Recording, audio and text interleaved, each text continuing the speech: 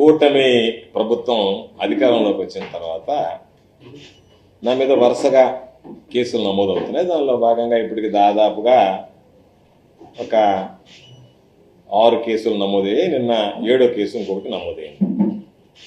కాబట్టి నాకైతే ఈ ప్రభుత్వంలో కేసులు నమోదు చేయడం ఏదో కొత్త విషయంగా అనిపించడం లేదు. కారణం ఏమిటంటే వరుసగా కేసులు నమోదవుతున్నాయి కాబట్టి. నేను జూన్ 4వ తేదీ ఎలక్షన్ రిజల్ట్ వస్తే జూన్ 5వ తేదీనే విలేకరుల సమావేశం పెట్టి మాట్లాడాను. ఆ రోజు నుంచి వైఎస్ఆర్ కాంగ్రెస్ పార్టీ పక్షాన మా గళం విప్పుతున్నాం. తెలుగుదేశం పార్టీకి సంబంధించినటువంటి ఏదైనా చేసేటువంటి విధ్వంసాలను ఎప్పటికప్పుడు ప్రశ్నిస్తున్నాం.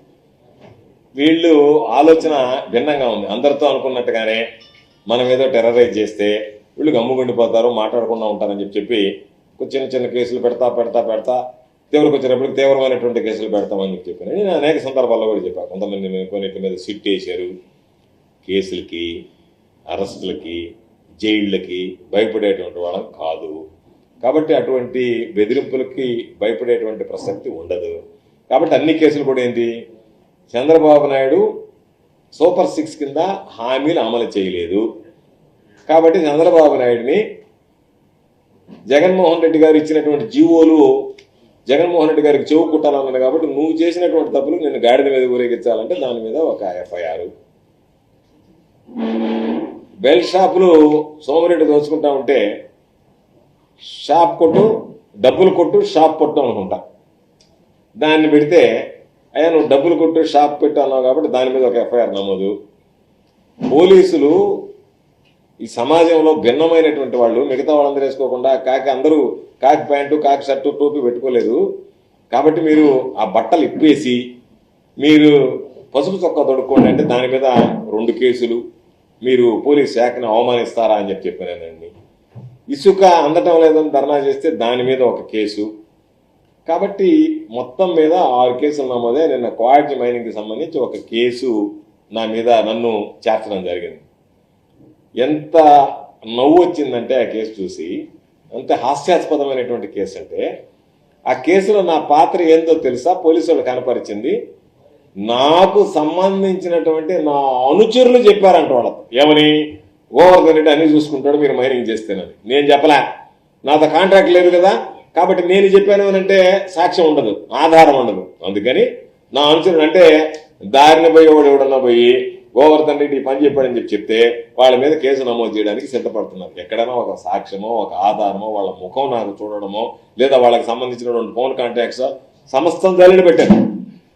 నా మీద దాదాపుగా 16 ఎంక్వైరీలు జరిగాయి. విజిలెన్స్ ఎంక్వైరీలు అయితే ఎంతవరకు ఎక్కడ ఏదో దొరకబడినప్పటికీ ఇప్పుడు ఏం చేశారు, దొరుకుతుందేమో అని చూశారు. 1 సంవత్సరం అయిపోయింది. తప్పుడు కేసులు బనాయించడానికి ప్రయత్నం చేస్తున్నారు. కాబట్టి తప్పుడు కేసు అనేటువంటి దానికి స్పష్టమైనటువంటి ఆధారాలు. నేను ఒకటే అడుగుతున్నా, కన్ఫెషన్ స్టేట్మెంట్ అనేటువంటిది చెల్లదు అని పలుమార్లు సుప్రీంకోర్టు చెప్పడం జరిగింది. వాళ్ళని తీసుకెళ్లేది, తెలగాయతల మీద సంతకాలు పెట్టించేది, అమ్మని దాని మీద టైప్ చేయించుకునేది. ఇది ఎందుకు చెప్పానంటే ఆ కేసులో ఏమని రాశారు ఒకసారి ఆ కేసు చూడండి. పంపించినటువంటి రిమాండ్ రిపోర్ట్లో నన్ను A4గా చేర్చేటప్పుడు ఏం రాశారు, ఎవడో పొదలకూరుకి సంబంధించినటువంటి 2 పిల్లలు మేము చూసుకుంటాము గోవర్ధన్ రెడ్డి విషయంలో అని చెప్పన్నారు. అంతే, ఇంకేం లేదు. అంటే ఈయన పాత్ర ఉందా, పాత్ర లేదా, ఏం చేశాడు, ఏం లే. వాళ్ళు భరోసా ఇచ్చారంట నా తరఫున ఏదన్నా ఉంటే మేము గోవర్ధన్ రెడ్డి అనుచరులమి మేము చూసుకుంటాము అని చెప్పి. అందుకని గోవర్ధన్ రెడ్డి మొత్తం అంటే ఏదో ఒక విధంగా కేసు పెట్టాలని ఆలోచన ఉంది. కాబట్టి మీరు పెట్టుకోండి, ఇబ్బంది ఏం లేదు. ఆ భాగంలో ఈరోజు ఒక కేసు పెడితే దానికి సంబంధించినటువంటి దాంట్లో పాపం మా పేపర్ బాయ్ ఎట్టా ఉన్నాడు, నిద్ర లేచినప్పుడు అని చేయి పెట్టుకుంటూ ఉంటాడు పాపం. మామూలుగా ఎంతమంది ఏంటంటే ఈ డిజిటల్ లేనప్పుడు పేపర్లు ఇంటి ముందు వేసేవాళ్ళు. ఇప్పుడు మా పేపర్ బాయ్ సోమిరెడ్డి ఉన్నాడు కాబట్టి పాపం అందరికి ఆ పేపర్ కటింగ్లు పెట్టుకుంటూ ఉంటాడు. నువ్వు చేసినటువంటి పనులు ఏదన్నా ఉంటే ఏడవాలి, కానీ వాటిని పక్కన పెట్టి అవి చెప్పుకోలేక గోవర్ధన్ రెడ్డి మీద కేసు నమోదైంది. ఏముంది, ఇప్పుడు 7 కేసులు నమోదైనాయి, ఈ 8వ కేసు నమోదైంది. ఇంకెన్ని కేసులు నమోదు అవుతాయి అనేటువంటిది లెక్క పెట్టుకుంటూ ఉండాలి మీరు మామూలుగా. ఎందుకంటే రోజు నిన్న 11 గంటలకి కేసు నమోదైందని చెప్పారు. 4 గంటలకు మామూలుగా నేను మాట్లాడాల్సినటువంటి ప్రెస్ మీట్ అన్ని మాట్లాడడం రెడీగా ఉన్నాం, దేనికైనా సిద్ధంగా ఉండేటువంటి వాళ్ళం. కాబట్టి మరలా చెప్తున్నా ఈ ప్రభుత్వానికి, మీరు ఏదన్నా టెర్రరైజ్ చేయడానికి మేము మిమ్మల్ని కేసుల్లో ఇరికిస్తామని చెప్పి తప్పు చేసినటువంటి వాడు భయపడాలి, తప్పు చేసినటువంటి వాడు శిక్ష పడుతుందని చెప్పిన భీతిల్లాలి. అటువంటిది ఏమీ లేదు. ఎక్కడ పొరపాటు చేసేటువంటి ప్రసక్తే ఉండదు, పొరపాటు చెయ్యము, పొరపాటు జరగదు. కాబట్టి ఇంతకుముందు కూడా అనేక సందర్భాల్లో చెప్పాం.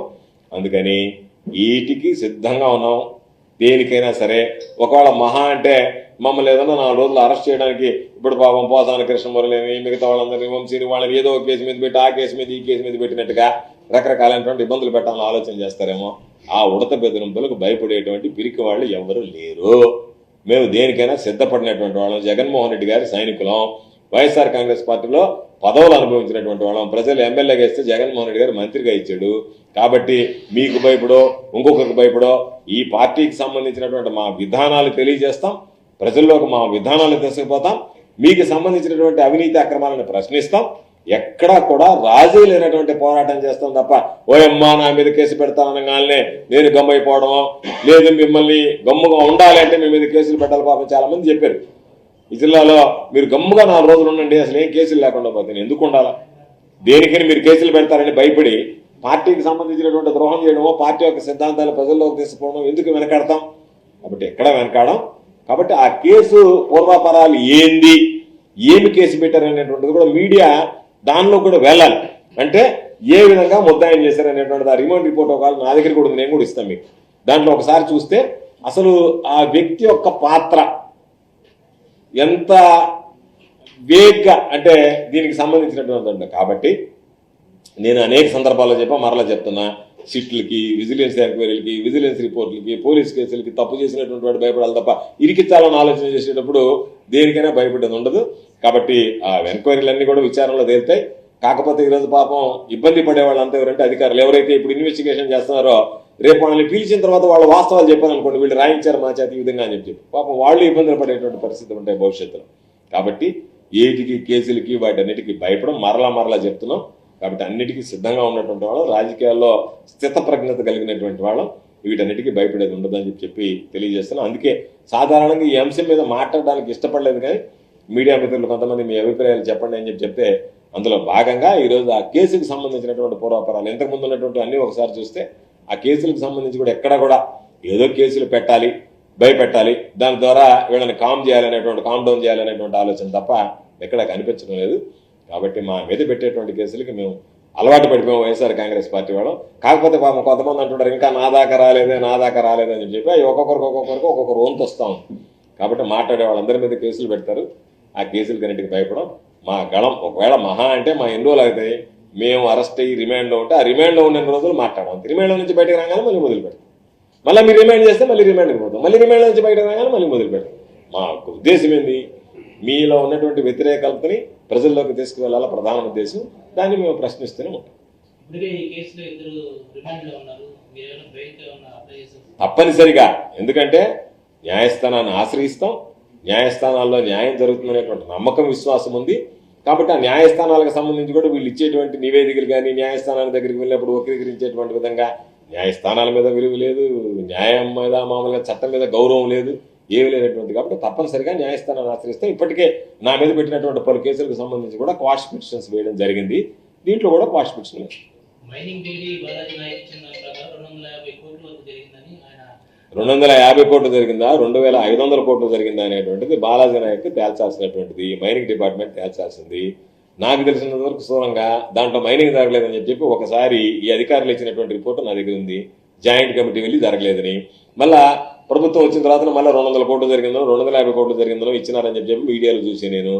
కాకపోతే ఏ రిపోర్టు ఎప్పుడు ఇచ్చారు, ఏ విధంగా ఇచ్చారు అనేటువంటిది కూలంకుషంగా చూస్తే ఈ రిపోర్ట్లు తప్పుడు రిపోర్ట్లే, కేసులు తప్పుడు కేసులే, చేస్తున్నటువంటి పనులు తప్పుడు పనులు, ఇరికించడం తప్పుగా ఇరికించడం. అందుకనే చెప్పేది, ఇప్పుడు మీరు నా దగ్గర ఉంటే మీరు అడిగారు కాబట్టి రిపోర్ట్ ఇస్తాను. మీరు ఒకసారి మొదట్లో ఏం రాశారు 7 డేట్లో, ఆ తర్వాత రిపోర్ట్లు 12 రిపోర్ట్లు రాస్తున్నారు. ఆ చివరి రిపోర్ట్ ఇచ్చారు, కానీ మా మీద ఉన్న కంప్లైంట్ ఇచ్చాడా ఇంత చెప్పినటువంటి వాడు ఇవ్వలేదే. మా పాత్ర ఉందని చెప్పి ఎవడు నిర్ధారించలేదే. వాళ్ళు ఎవరో ఒకరిద్దరు పాత్ర ఉందని నిర్ధారించారు. ఆ నిర్ధారించిన తర్వాత ఏంది, మామూలుగా వీళ్ళు ఇది అది అని చెప్పిన ఏదో ఒక విధంగా ఇప్పుడు మమ్మల్ని తీసుకోవాలంటే ఏం చేయాలి, మా అనుచరులు పెట్టాలి ముందు. మా అనుచరులు పెడితే మా అనుచరుల ద్వారా చేసామనేటువంటిది ఎస్టాబ్లిష్ చేయడానికి ఒక ప్రయత్నం. అందుకని ఇవన్నీ మామూలే, వీటన్నిటికీ ఏం భయపడేది ఉండదు. అందుకని చెప్పి దేనికైనా సిద్ధపడినటువంటి వాడు. అందుకని సిద్ధపడిన తర్వాత ఇంకేముండదు. పాములు పట్టుకునేటువంటి వాడు వాడు పాము కాటికి సిద్ధపడిన తర్వాత చావడానికి సిద్ధపడిన తర్వాత వాడు పామును పట్టుకోవడానికి ఎందుకు వెనకడతాడు? కాబట్టి మేము పాములు పట్టుకునేటువంటి వాళ్ళలాగా దేనికైనా పాము కాటికైనా సిద్ధపడినటువంటి వాళ్ళం కాబట్టి వాటికన్నిటికీ ఏమీ భయపడేది.